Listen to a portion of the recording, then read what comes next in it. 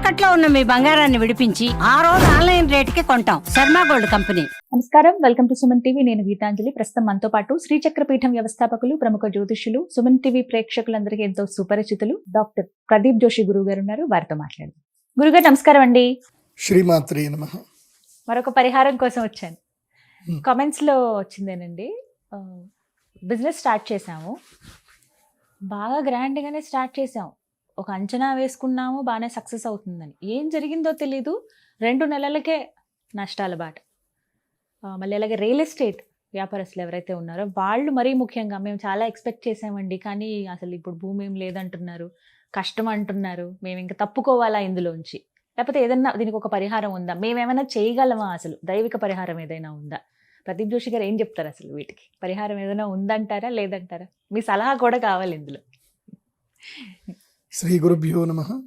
శ్రీమాత్రే నమః. పరిహారం చక్కని కార్యక్రమం అయితే మీరు చేపడుతున్నారు. మంచి క్వశ్చన్ ఇస్తున్నారు. ఇది అందరికీ పరిహారం జరగాలి. ఇందాక మనం ఏం మాట్లాడుకున్నాము, మొండి బకాయిలకు ఒక పరిహారం మాట్లాడుకున్నాం. ఇప్పుడు ఇది ప్రత్యేకమైన పరిహారం. ఇదేమిటి అని అంటే వ్యాపారం. వ్యాపారం నిర్విఘ్నంగా కొనసాగాలి, సేల్స్ బాగా పెరగాలి అంటే మీకేం కావాలంటే ఆకర్షణ సిద్ధి కావాలి. ఆకర్షణ సిద్ధి కావాలి. ప్లస్ ఇప్పుడు ఒక వ్యాపారం ఎందుకు నడవట్లేదు అంటే అది ఆకర్షణ సిద్ధి లేకనే నడవదు. కొంతమందికి జన్మతః అదృష్టరీత్యా కొంతమంది కొన్ని కలిసి వస్తాయి, వాళ్ళకి ఆ వ్యాపారాలు కలిసి వస్తాయి, వాళ్ళే అదృష్టవంతులు కాబట్టి వాళ్ళకి కలిసి వస్తాయి. కొంతమంది చాలా ఎక్స్పెక్టేషన్ తోటి ఇంటీరియర్ మీద దీని మీద దాదాపు 30-40 లక్షల దాకా పెడతారు. తీరా చూస్తే ఇన్కమ్ తగ్గుతా ఉంటుంది, మళ్ళీ అక్కడదక్కడనే ఉంటుంది, మెయింటైన్ చేయడం కూడా కష్టం అవుతుంది. మెయింటెనెన్స్ కష్టం అయిపోతుంది, స్టాఫ్కి జీతాలు ఇవ్వాలంటే కష్టం అయిపోతుంది, ఇంకా ఆఖరికి అమ్మో క్లోజ్ చేసేస్తామా అని కళ్ళమ్మట నీళ్లు పెట్టుకునే పరిస్థితి అండి. అనవసరంగా స్టార్ట్ చేసామా ఏంటి అనే దాకా వచ్చేస్తారు. నేను ఇంకా ఈ రియల్ ఎస్టేట్లో కూడా అంతే. ఇప్పుడైతే 2024-23 దగ్గర నుంచి ఇంకా 24 నుంచి చూస్తే రియల్ ఎస్టేట్ చాలా మంది వచ్చి ఏడుస్తున్నారు నా దగ్గరకు వచ్చి. ల్యాండ్ లో డబ్బులు పెట్టేసాం గురుజీ, ముందుకు లేదు వెనక్కి లేదు, ఎవరు కొనట్లేదు, బయ్యర్స్ రావట్లేదు, ఏం రావట్లేదు. చాలా మంది ఏడుస్తున్నారు, బాధపడుతున్నారు అసలు. సో నేను అనేది ఏంటంటే, ఫస్ట్ ఏదైనా సరే దైవేచ్ఛ కావాలి, దైవ అనుగ్రహం కావాలి. కొంతమంది మార్కెట్ ట్రెండ్ లేదు, గవర్నమెంట్ సరిగ్గా లేదు, అవి అంటారు. అట్లాంటిది ఏం లేదు. నీకు అదృష్టం ఉంటే కొనేవాడు ఎక్కడున్నా నీ దగ్గరకు వస్తాడు, జరుగుతుంది. ఇట్లాంటి దాంట్లో కూడా నా వన్ ఆఫ్ ద ఒక శిష్యుడు ఉన్నాడు. ఆ శిష్యుడికి నేనంటే విపరీతమైన ప్రేమ, విపరీతమైన ఇష్టం. వాడికి ఎక్కడైనా ల్యాండ్ అమ్ముడు పోవట్లేదు అంటే నన్ను పిలుస్తాడు, గురూజీ మీరు రండి గురూజీ, జస్ట్ మీరు వచ్చి అట్లా కాలు పెట్టి వెళ్ళిపోండి గురూజీ, నాకు సేల్ అయిపోతుంది అంటాడు. అదేంద్రా అని చెప్పేసి అని అంటే ఒక్కసారి ఏం జరిగింది అని అంటే, నేను వాడి రియల్ ఎస్టేట్ అడ్వర్టైజ్మెంట్ చూసి చూడ్డానికి వెళ్ళాను. చూడ్డానికి వెళ్ళి వాడు 36 లక్షలు ఏమో చెప్పాడు ల్యాండ్ రేటు. సరే ఇంత దూరం ఏమొస్తానులే, ఏం వద్దులే చూద్దామని చెప్పేసి నేను వెళ్ళిపోయాను. నేను ఇంటికి వచ్చేంత లోపలనే, నేను ఆ ల్యాండ్ చూసి ఇంటికి వచ్చేంత లోపలనే వాడికి ఇంకో ఫోన్ వచ్చింది. వాళ్ళు వచ్చారు, చూశారు, అడ్వాన్స్ కూడా ఇచ్చేసారు. ఇంకా సెంటిమెంట్ అలా 36 లక్షలకే, సేమ్ అదే ప్రైస్కి. వాళ్ళు ఇంకా నెగోసియేషన్ కూడా చేయలే. నాకే ఆశ్చర్యం అనిపించింది, ఓ మనకు కూడా పవర్స్ ఉన్నాయిరా అనిపించింది. సరే అంటే యాదృచ్ఛికంగా సరే జరిగింది, అది యాదృచ్ఛికం అనుకోవచ్చు.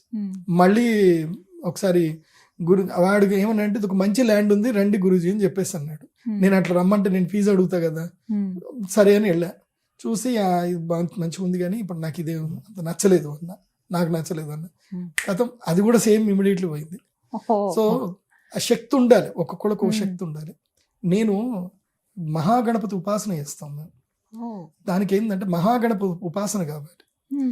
ఎందుకోసం అంటే సమస్త కార్యాలకు అన్నిటికీ విఘ్నకారకుడు కూడా ఆయన్నే. నీ జీవితంలో ఏదైనా నీకు రావట్లేదు అంటే ఏదో నిన్ను ఆపుతుంది, విఘ్నం చేస్తుంది. ఆ విఘ్నాన్ని నిర్విఘ్నం చేయాలి, తీసి పాడేయాలి. ఎవరు తీస్తారు? మహాగణపతి మాత్రమే.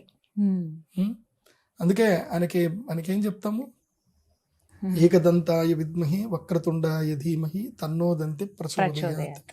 ఏకదంతం చతుర్హస్తం పాశమంకుశధారిణం రథంజవరదం వస్తే బిభ్రాణం మూషకధ్వజం. సో ఇంకోటి, నిర్విఘ్నం కురుమేదేవ సర్వకార్యేషు సర్వదా అని కూడా స్వామివారికి చెప్తాం మనం. కాబట్టి ఆ స్వామిని కొలవడానికి కూడా ఒక పద్ధతి ఉంటుంది. 2 రకాల పద్ధతులు ఉంటాయి. ఒకటేమో అర్క గణపతిని పూజ చేసే పద్ధతి ఉంటుంది, అది బేసిక్ లెవెల్. అర్క గణపతిని పూజ చేసేది బేసిక్ లెవెల్. అది కొంత సాధకులు ఆదివారము పుష్యమి నక్షత్రం వచ్చిన రోజు అది సంగ్రహించాలి. ఆదివారం పుష్యమి నక్షత్రం ఇప్పుడు ఫిబ్రవరిలో రాబోతుంది. ఆదివారం పుష్యమి నక్షత్రం ఫిబ్రవరి 20వ తారీఖు వస్తుంది అనుకుంటా. ఆదివారం పుష్యమి నక్షత్రం కలిసి వస్తుంది. ఆ రోజు ఉదయం 8 గంటల వరకే ఉంది. అంటే ఎర్లీ మార్నింగ్ సూర్యోదయం అయిన తర్వాత 8 గంటల లోపల దాన్ని తీసి సంగ్రహించుకోవాలి.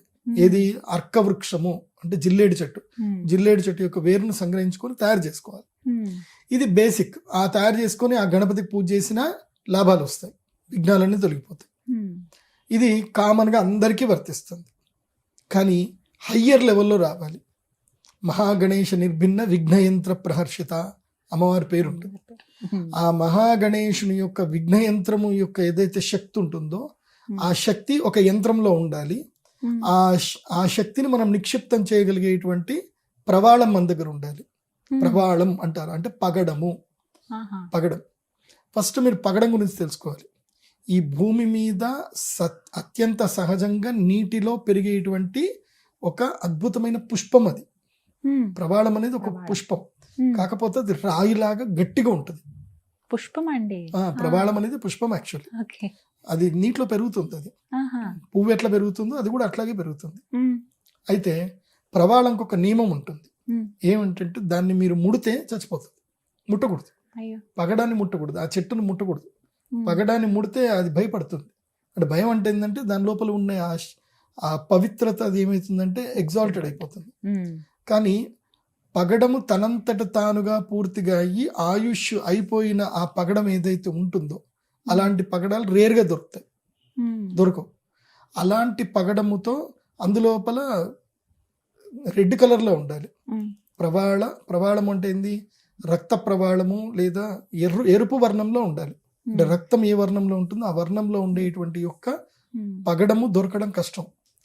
అలాంటి పగడముతో తయారు చేసిన గణపతిని మనం పూజ చేయాలి. అది ఒక తరానికి కాదు. ఇప్పుడు మీరు అర్కంతో చేసుకున్నది ఉందనుకోండి, మీరు అభిషేకం చేసినా ఏం చేసినా అది కొన్ని రోజులకు పాడైపోతుంది, పురుగు పడుతుంది. కానీ ఈ పగడం ఏదైతే ఉందో ఒక్కసారి మీ ఇంట్లోకి వస్తే మీ 100 తరాలకైనా అది అట్లాగే ఉంటుంది, పాడవద్దు, అట్లా స్థిరంగా ఉంటుందండి. కాబట్టి ఆ ప్రవాళ గణపతిని పెట్టుకొని గణపతికి సంబంధించిన అథర్వ శీర్షం ఒకటి ఉంటుంది. గణపతి అథర్వ శీర్షంలో మనకి ఆ ఉత్తర పీఠికలో చెప్తారు, దాంట్లో ఫలశ్రుతులు చెప్తారు. యో మోదక సహస్రేణ యజతి సవాంఛిత ఫలమవాప్నోతి. ఏంటి? ఎవరైతే గనక 1000 లడ్డూలతోటి, 1000 లడ్డూలు అంటే ఏంది? ఇప్పుడు మన మామూలుగా కరిజలు అని ఇక్కడ మన తెలంగాణలో అంటారు, అక్కడ ఏమంటారో తెలియదు. కానీ ఒక పూరి చేయాలి, పూరిలాగా మోదకాలు, అదే గోధుమ పిండితో పూరిలాగా చేసుకోవాలి. అందులోపల ఏం చేయాలంటే అటుకులు, తర్వాత కొబ్బరి పొడి, తర్వాత బెల్లము, తర్వాత కొంచెము ఈ చెరుకు గడలు అవన్నీ చిన్న చిన్న వేసి ఇవన్నీ వేసి కలపాలి మంచిగా. అందులోపల పేలాలు కూడా వేయాలి. పేలాలు వేసి అన్ని కలిపి దాన్ని ఒక మంచి ఇంగ్రీడియంట్ లాగా చేయాలి. దాన్ని నెయ్యి వేసే కలపాలి. కలిపి అవన్నీ కూడా తీసుకొచ్చి ఏం చేయాలంటే దీంట్లో పెట్టి దీన్ని మూసి నెయ్యిలో వేయించాలి. నెయ్యిలో వేయించాలి. వేయిస్తే అప్పుడు మోదకం తయారవుతుంది. ఈ మోదకం గణపతికి చాలా ఇష్టమైన మోదకం ఇది. కాబట్టి ఆ మోదకం అట్లాంటివి ఎన్ని కావాలంటే 1008 మోదకాలు కావాలి. 1008 మోదకాలు సిద్ధం చేసుకొని మీరు మీ ఇంట్లో కానీ లేదంటే ఇప్పుడు మా దేవస్థానంలో కూడా మేము చేస్తాం. హస్తా నక్షత్రం రోజు చేయాలి. ఏ రోజు? హస్తా నక్షత్రం. ఏ రోజైతే హస్తా నక్షత్రం ఉందో ఆ రోజు మాత్రమే చేయాలి. మిగతా రోజులు చేయొచ్చు, కాకపోతే దీనికి ఉన్నంత పవర్ దానికి ఉండదు. ఎందుకోసం అంటే గణపతి జన్మ నక్షత్రం హస్తా నక్షత్రం, ఆయన ప్రతి నెల పుట్టినరోజే. కాబట్టి హస్తా నక్షత్రం రోజున గణపతి పుట్టినరోజున చేయాలి. ఒకవేళ అది హస్తా నక్షత్రం కుదరలేదంటే శ్రవణ నక్షత్రం, అది కుదరలేదంటే రోహిణి నక్షత్రం. కానీ ఫస్ట్ ప్రియారిటీ హస్తా నక్షత్రం, సెకండ్ ప్రియారిటీ శ్రవణ నక్షత్రం, థర్డ్ ప్రియారిటీ రోహిణి నక్షత్రం. ఈ 3 నక్షత్రాల్లో ఎప్పుడైనా సరే మహాగణపతికి పూజ చేయాలి. మహాగణపతిని హస్తా నక్షత్రం రోజున ఈ 1000 లడ్డూలు పెట్టుకొని ఆ గణపతికి, ప్రవాళ గణపతికి అభిషేకం చేయాలి. ఎందుకోసం అంటే దీనికి ప్రమాణం ఏంటి? ఇప్పుడు ఉదాహరణకి ఇదంతా చెప్తున్నా అంటే నా సొంత పైత్యాలు కావు. నేను ఏది చెప్పినా ప్రమాణబద్ధంగా చెప్తాను. అంటే శాస్త్రీయ దృక్పథం దాంట్లో ఉండాలి, నోటికి వచ్చింది చెప్పకూడదు. దాంట్లో మనకి గణపతి అథర్వ శీర్షంలో ఏం చెప్తారు అంటే గణపతి యొక్క శక్తి చెప్తారు. రక్తం లంబోదరం శూర్పకర్ణికం రక్తవాసిసం రక్తగంధానులిప్తాంగం రక్తపుష్పై సుపూజితం అని ఈ రక్తం అనే వస్తుంది మొత్తం. అంటే రక్తం లంబోదరం అంటే ఆయన పూర్తిగా ఎరుపు వర్ణంలోనే ఉంటాడు. రక్తం లంబోదరం శూర్పకర్ణికం రక్తవాసిసం అంటే ఎరుపు వర్ణంలో ఏదైతే ఉందో అందులోపలనే ఆయన ఉంటాడు. రక్తవాసిసం రక్తగంధానులిప్తాంగం ఆయనకి ఎర్రచందనమే పెట్టాలి. రక్తగంధానులిప్తాంగం రక్తపుష్పై సుపూజితం అంటే ఆయనకి ఎర్రటి పుష్పాలే పెట్టాలి. రక్తపుష్పై సుపూజితం ఏవం ధ్యాయంతి యో నిత్యం సయోగి యోగినాంబరః అంటే యోగులందరూ కూడా ఆయనని రక్త గణపతి గాని ఎరుపు వర్ణంలో ఉన్న గణపతి గాని పూజిస్తారు. ఏవం ధ్యాయతి యో నిత్యం సయోగి యోగినాంబరః ఓం నమో వ్రాతపతయే నమో గణపతయే నమో ప్రమదపతయే నమస్తే అస్తు లంబోదరాయ ఏకదంతాయ విఘ్న వినాశినే శివసుతాయ శ్రీ వరదమూర్తయే నమో నమః అని గణపతికి. ఇంకోటి గణపతి యొక్క శక్తి ఇందులో క్లియర్గా చెప్పారు. త్వం బ్రహ్మ త్వం అంటే నీవే బ్రహ్మదేవుడు. విష్ణుస్త్వం రుద్రస్త్వం ఇంద్రస్త్వం అగ్నిస్త్వం వాయుస్త్వం సూర్యస్త్వం చంద్రమాస్త్వం బ్రహ్మ భూర్భువస్వరం అంటే అష్ట వినాయకుడు అంటారు కదా. ఈ అష్టవసువుల యొక్క శక్తులు ఏవైతే ఉన్నాయో ఈ 8 ఈ యొక్క సమస్త భూలోక ప్రపంచానికి ఈ సమస్త సృష్టికి బ్రహ్మాండానికి 8 మంది చాలా ఇంపార్టెంట్. బ్రహ్మత్వం విష్ణుస్త్వం రుద్రస్త్వం ఇంద్రస్త్వం అగ్నిస్త్వం వాయుస్త్వం సూర్యస్త్వం చంద్రమాస్త్వం బ్రహ్మ భూర్భువస్వరం గణాది ఈన్ పూర్వముచ్చార్య వర్ణాది ఈన్ తదనంతరం అంటే గణాదినే మొదలు ఉచ్చారించిన తర్వాత మిగతా వర్ణములన్నింటినీ ఉచ్చరించాలి. అనుస్వార పరతర అర్ధేందురస్థం తారేణ రుద్ధం ఏ తత్వం అనుస్వరూపం అని గణపతి అథర్వ శీర్షం చాలా శక్తివంతమైన మహామంత్రం. అది ఒక 11 సార్లు చదవాలి, మినిమం 11 సార్లు చదవాలి. తర్వాత ఈ ఏదైతే మూలమంత్రం ఏదైతే ఉందో అది ఒక 3 బ్రాహ్మణులు 4 బ్రాహ్మణులు కూర్చోబెట్టుకొని ఆ మూలమంత్రాన్ని కూడా శక్తి కొలది ఎంత వీలైతే అంత చదవాలి. వాస్తవంగా 4 బ్రాహ్మణులు 5 బ్రాహ్మణులు మనిషికి 200 సార్లు అయితే చదవాల్సింది ఉంటుంది. లక్ష్మీ గణపతి మూలమంత్రం ఉంటుంది, ఆ మంత్రముతో పూజ చేయాలి. అయితే ఇవన్నీ అందరికి వస్తాయి కానీ ప్రవాళ గణపతి ఎక్కడ దొరకదు. అది కూడా పెద్దగా ఉండాలి, మనకి అంగుష్ట మాత్ర పరిణామం కన్నా ఉండాలి, అంగుష్ట మాత్రంగా ఉండాలి, పెద్దగా ఉండాలి. ఉంటే పవర్ అద్భుతమైన పవర్, ఇంకా అందులోపల డౌట్ లేదు. మా చుట్టాల్లోనే అంటే దాదాపు నేను ఇది నేను సిద్ధి పొంది 16 ఏళ్ళు అయింది. 16 ఏళ్ల క్రితం నేను సిద్ధి పొందినప్పుడు మా చుట్టాల్లోనే మా బావ ఉంటాడు. వాళ్ళు ఏంటంటే ఎంత చేసినా వాళ్ళకి ఏది కలిసి రావట్లా. ఒరే ఇదేదో చూడరా చేయరా అంటే సరే నేను పోయి వాళ్ళ ఇంటికి వెళ్ళి యాగం చేయించాను. యాగం చేసిన తర్వాత ఇప్పుడు మా బావ మా వదిన అంటే మా బావ తర్వాత మా అక్క వాళ్ళు మా మేనబావ అవుతాడు. వాళ్ళు చక్కగా యూకేకి వెళ్ళి సెటిల్ అయిపోయారు. వాళ్ళు మస్తు విపరీతంగా డబ్బు వాళ్ళకి. సో ఏదైనా సిద్ధి పొందాలి, సిద్ధిని సద్వినియోగం చేసుకోవాలి, శ్రద్ధ భక్తి ఉండాలి, అదేవిధంగా సనాతన ధర్మం పట్ల మక్కువ ఉండాలి, సనాతన ధర్మాన్ని కాపాడాలనేటువంటి యొక్క స్థైర్యము ధైర్యము ఆశయము అన్నీ ఉండాలి. అవి ఉంటే ఆ స్వామివారు అనుగ్రహిస్తారు. దానికి మేము ఉన్నాం, మేము మీకు సహాయం చేయడానికి ఉన్నాం. మరి ఎలా అండి మా అలాంటి వారికి మరి ప్రవాళ గణపతి ఎక్కడ దొరుకుతారు, ఎలా తీసుకోవాలి? నా దగ్గర ఇప్పుడైతే 100 ఉంటాయి, నా దగ్గర ఉంటాయి. నేను హస్తా నక్షత్రం రోజు మీరు ఇది ప్రత్యేకంగా మీ ఇంట్లో చేయించుకుంటే బెస్ట్. మీరు సామూహికంగా చేసుకున్నా అంతే డబ్బులు, మీరు ఇంట్లో చేసుకున్నా మీకు అంతే డబ్బులు. ఇంట్లో చేసుకుంటే ఒక 25,000 ఎక్స్ట్రా అవుతాయి, సామూహికంగా చేసుకుంటే 25,000 తక్కువ అవుతాయి, అంతకుమించి ఏం లేదు. మా టెంపుల్కి వచ్చి చేయించుకుంటే తక్కువ అవుతాయి. సో అంటే మా ఇండివిజువల్గా చేయించుకుంటే బాగుంటుంది. ఇండివిజువల్గా మా అమ్మవారి టెంపుల్లో వచ్చి ఒక ఇండివిజువల్గా చేయించుకోండి. నేనైతే చెప్పేది ఏంటంటే ప్రత్యేకంగా 4 బ్రాహ్మణులను కూర్చోబెట్టుకొని మంచిగా మండపం వేసుకొని 16 కలశాలు పెట్టుకొని మంచిగా ఇండివిజువల్గా చేయించుకోండి. మీ స్థానంకి రమ్మన్నా వస్తారు కానీ దానికి ఛార్జెస్ ఇంకా ఎక్స్ట్రా పడతాయి. కానీ దీనికి మాత్రం మినిమం మేము 1 lakh రూపీస్ ఛార్జ్ చేస్తాము. సో అందుకోసం అంటే ఆ ప్రవాళం గణపతి దొరకదు. అది ఇది పగడం గణపతి, ఇది ప్యూర్ పగడంతో చేసిన గణపతి. పగడంతో ఇంతే ఉంటుంది.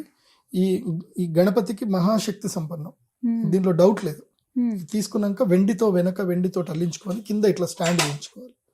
స్టాండ్ చేయించేసుకొని వెండితో అల్లించుకోవాలి. సో వెనక ఏదైతే మనం వెండిది కవచం చేయించుకుంటామో దానికి చిన్నగా ఛత్రి చేయించుకోవాలి. చిన్న ఛత్రి, స్వామివారి మీద చిన్న ఛత్రి ఉండాలి. సో మనం ఏం చేయాలంటే ఈ వెండి కవచము తీసేసి ఛత్రి తీసేసి వెండి కవచం ఏదైతే ఉందో హోల్డింగ్ లో పెడతామో అది తీసి అటు కింద సింహాసనం లాగా ఉండాలి. అది తీయించేసి దీన్ని అభిషేక పాత్రలో పెట్టుకుని అభిషేకం చేయాలి. చక్కగా స్వామివారిది రోజు ఓం గం గణపతయే నమః, ఓం గం గణపతయే నమః అని చెప్పి అభిషేకం చేసుకోవాలి. అభిషేకం చేసిన తర్వాత ఏం చేయాలి, ఈ గణపతికి ఏంటంటే వెంకటేశ్వర స్వామి వారికి అభిషేకం అయిన తర్వాత పునుగు పిల్లి తైలం పెడతారు ఆయనకి. అట్లాగే ఈ ప్రవాళ గణపతికి ఏంటంటే అభిషేకం అంతా చేసిన తర్వాత తడిగుడ్డతో తుడిచిన తర్వాత మందార తైలం పెట్టాలి. ఈయనకి మందార తైలం ఇష్టం. మందారం ఏ వర్ణంలో ఉంటుంది? ఎరుపు వర్ణంలో ఉంటుంది. ఈయనకి మందార తైలం అంటే ఇష్టం. ఒకవేళ మందార తైలం దొరకకపోయినా జాస్మిన్ తైలం అయినా పెట్టవచ్చు. కానీ మందార తైలం ఈజ్ ఫస్ట్ ప్రియారిటీ. దొరుకుతుంది మీకు ఆన్లైన్ లో ఎక్కడైనా మందార తైలం. లేదంటే మీరు తయారు చేసుకోవాలి మందార తైలం. మందార తైలం పూయాలి. మందార తైలం పూసి మంచిగా స్వామివారి గంధం కుంకుమ పెట్టి అరకపత్రము, అరకము తెలుసు కదా, గరికలో పెట్టేసి మంచిగా లడ్డూలు నైవేద్యం పెట్టండి. ఇది ఎవరి ఇంట్లో ఉంటుందో వాళ్ళ ఇంట్లో ఇంకా ఏ విఘ్నాలు రావు, వాళ్ళకి ఏ సమస్యలు రావు. ఏది వచ్చినా స్వామివారు కొట్టేస్తారు, ఇంకా దగ్గర దాకా ఏవి రావు. ఇది ఒక్కసారి తీసుకుంటే లైఫ్ టైం ఫర్ ఎవర్ మీరు మీ తరతరాలకు, వంశాలకు, అనువంశాలకు అందరికి వచ్చేది. ఎప్పటికీ ఇంకా అలా ఉంటుంది. సంకష్టహర చతుర్థి వ్రతం చేసుకోవచ్చు. ఇది మన వినాయక చవితి అప్పుడు చేసుకోవచ్చు. ఒక్కసారి స్వామివారు వచ్చారు అంటే ఇంకా మీ ఇంట్లో ఇంకా బాధలు, క్రైస్ ఉండవు. ఇంకా ఎప్పుడెప్పుడు పైత్యానికి చేసుకుంటే ఉంటాయి తప్ప అన్నిటికైతే స్వామి ఉంటారు. ఎప్పుడెప్పుడు అభిషేకం చేసుకోవాలండి తీసుకున్నప్పుడు? సంకష్టహర చతుర్థి ప్రతి చవితికి, ప్రతి మంగళవారము, తర్వాత ప్రతి పౌర్ణమికి కూడా చేసుకుంటే మంచిది. ముఖ్యంగా గ్రహణం సమయంలో స్వామివారికి అభిషేకం చేసుకోవాలి. గ్రహణం సమయంలో చేసుకుంటే బాగుంటుంది. ఎందుకోసమంటే సూర్యగ్రహే మహానద్యాం ప్రతిమా సన్నిధౌ వా జిప్త్వా సిద్ధమంత్రో భవతి అని మన గణపతి అథర్వశీర్షంలో చెప్పారు. సూర్యగ్రహణం అప్పుడు ఈ గణపతికి పూజ చేసుకోవాలి. సో అందుకే ఇప్పుడు మేము సూర్యగ్రహణం వస్తుంది కదా, అప్పుడు ఎవరెవరైతే వస్తారో వాళ్ళకి గణపతి గిఫ్ట్ గా అయితే ఇస్తాము. కాకపోతే దానికి చార్జెస్ ఎక్కువగా ఉంటాయి. ఇప్పుడు తీసుకోవాలంటే ఎలా అండి? వెబ్సైట్ ద్వారా సంప్రదించండి. ఈసారి సూర్యగ్రహణం వస్తుంది కదా, సూర్యగ్రహణం రోజు ఈ గణపతిని ప్రసాదంగా తీసుకోండి. ఎందుకోసమంటే సూర్యగ్రహణం మన దగ్గర లేదు, మనకు సూతకం లేదు, ఏం లేదు. కాబట్టి అది పుణ్యకాలం. సూర్యగ్రహే మహానద్యం ప్రతిమా సన్నిధౌ వా జిప్త్వా అని అన్నారు. అంటే మహానది పక్కన కానీ సూర్యగ్రహం వద్ద కానీ ఈ ప్రతిమా సన్నిధం, ప్రతిమని సన్నిధంగా పెట్టుకొని జపిస్తే గనక సిద్ధమంత్రో భవతి, అది సిద్ధి కలిగించండి. కాబట్టి ఇప్పుడు ఫిబ్రవరి 17 అనుకుంటాను సూర్యగ్రహణం వస్తుంది. సో మనకు కనబడదు, ఆర్కిటిక్ అక్కడ కనిపిస్తుంది, కానీ మనకు పర్వకాలం. ఆ రోజు ఎవరెవరైతే వస్తారో వాళ్ళకి ఇది ఇవ్వడం జరుగుతుంది. వీళ్ళ డాడీని కూడా ఇవ్వడం జరుగుతుంది. వీళ్ళ నాన్నగారు కూడా మన దగ్గర ఉంటారు, స్ఫటికలింగం. సో వాళ్ళ నాన్నగారు, వాళ్ళ దొరగారు ఇద్దరు వస్తారు. కాబట్టి ఇద్దరిని చక్కగా మీరు పూజ చేసుకోండి, ఇంట్లో పెట్టుకోండి. మరి వ్యాపార స్థలాల్లో పెట్టాల్సిన అవసరం లేదండి, ఇంట్లోనే ఉంచాలి. వ్యాపార స్థలాల్లో కూడా పెట్టుకోవచ్చు, అక్కడ కూడా పెట్టచ్చు, ఇంటి దగ్గరైనా లేకపోతే అక్కడ. ఫస్ట్ ప్రియారిటీ ఇల్లే. తర్వాత ఎందుకోసం అంటే మీరు ఇంట్లో వెళ్ళి మీరు రోజు ధ్యానం ఎక్కడ చేసుకోగలుగుతారు? ఇంట్లో చేసుకోవాలి.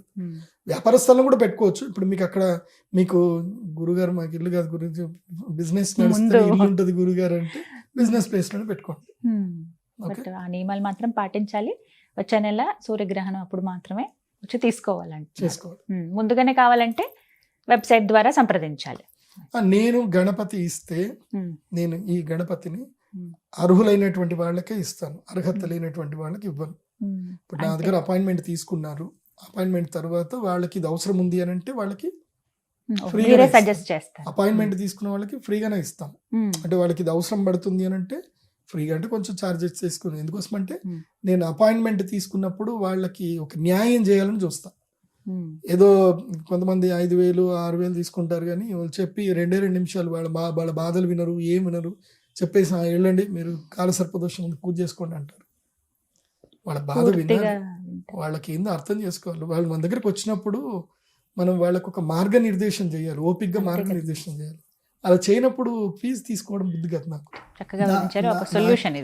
నాకేంటంటే నేను కన్సల్టేషన్ ఫీజు తీసుకునేటప్పుడు నాకు అది accurate గా ఉంది. నేను వాళ్ళు రాగానే ఏమంటాను తెలుసా, కన్సల్టేషన్ ఫీజు తీసుకునేటప్పుడు వాళ్ళంతా బయట అంతా ఫామ్ అంతా నింపుతారు, అంతా చేస్తారు, నేను ఏవి చూడను, జాతకం ఒక్కడు చూస్తా, కూర్చోండి సైలెంట్ కూర్చోండి అని చెప్తాను.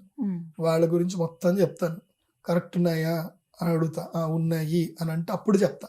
అప్పుడు వాళ్ళకి సొల్యూషన్స్ ఇస్తాను, వాళ్ళ బాధలన్నీ వింటా. నేను కరెక్ట్. ఇప్పుడు మామూలు కౌన్సిలర్కి ఆస్ట్రాలజర్ డిఫరెంట్ ఏంది? కౌన్సిలర్ నువ్వు వెళ్ళగానే "ఆ, ఏమైందండి, ఎందుకు వచ్చారు అని చెప్పండి" అని అంటారు. అడుగుతారు. నేను కౌన్సిలర్ని కాదు కదా, నేను ఆస్ట్రాలజర్. చెప్తారు. నేనే చెప్పాలి నువ్వెవరు, నీకు ఏమయ్యింది, అసలు నీ పరిస్థితి ఏంది, నువ్వు ఈ లోకంలో ఎందుకు పుట్టావు, నీ పరిస్థితి ఏంది, నీ స్టేటస్ ఏంది, నీకు ఏ టైంలో కష్టాలు వచ్చాయి, ఏ టైంలో దుఃఖాలు వచ్చాయి, ఏ టైంలో నీకు సుఖాలు వచ్చాయి, నీ లైఫ్లో టర్నింగ్ పాయింట్స్ ఎప్పుడు వచ్చాయి, ఇవన్నీ కరెక్ట్గా చెప్పాలి. చెప్తేనే ఆస్ట్రాలజర్, లేకపోతే గ్యాస్ట్రాలజర్. బట్ ఇదైతే చాలా మంచి అవకాశం. వచ్చే నెల వెయిట్ చేస్తున్నారు అందరూ. వెబ్సైట్ ద్వారా సంప్రదిస్తారు. ధన్యవాదాలు గురుగారు. శ్రీమాత్రే నమః.